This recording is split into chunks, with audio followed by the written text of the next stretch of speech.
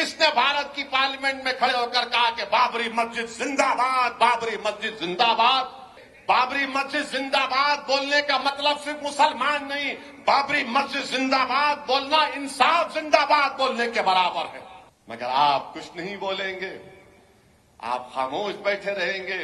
Secularism का नाम लेकर तुमने हमारे वोट को हासिल किया, तुमने बिहार को बीजेपी के गोद में डाल दिया, तुमने महाराष्ट्र को मोदी के झोली में डाल दिया, तुमने हिमाचल को अब बीजेपी के झोली में डाल रहे हो। हमारी वजह से मोदी वजीर आजम नहीं बन रहा, तुम सेक्युलर नाम निहाद सेक्युलर पार्टियों की नाहली की वजह से मोदी वजीर आजम बन रहा है।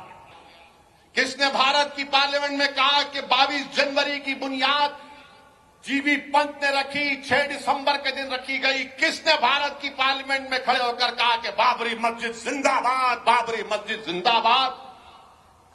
तुम भी बोल सकते थे, मगर नहीं बोलेंगे। सच्चाई को बयान कर सकते थे।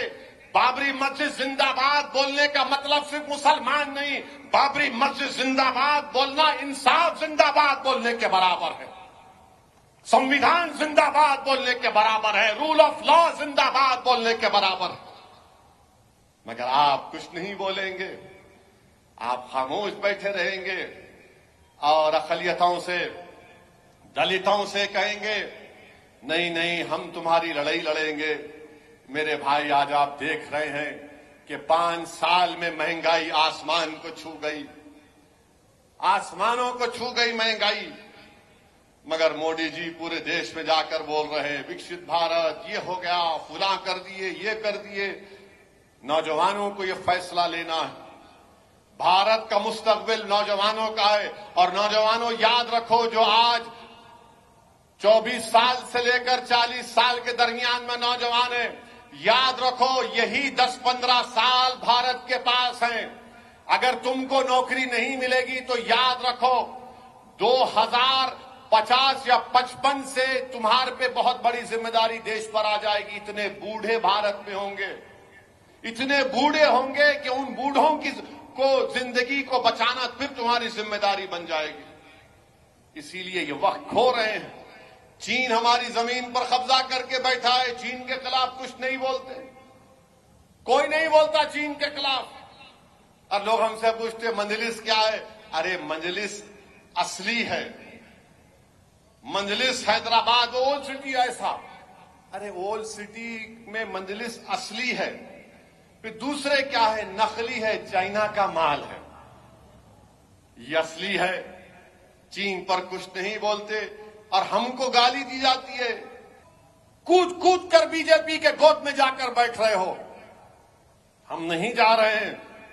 सेकुलरिज्म का नाम लेकर तुमने हमारे वोट को हासिल किया, तुमने बिहार को बीजेपी के गोद में डाल दिया, तुमने महाराष्ट्र को मोदी के झोली में डाल दिया, तुमने हिमाचल को अब बीजेपी के झोली में डाल रहे हो। हमारी वजह से मोदी वजीर आजम नहीं बन रहा, तुम सेक्युलर नाम निहाद सेक्युलर पार्टियों की नाहली की वजह से मोदी वजीर आजम बन रहा है। तुम मोदी को रोकना तुम्हारा काम है, हम तो खड़े हुए हैं।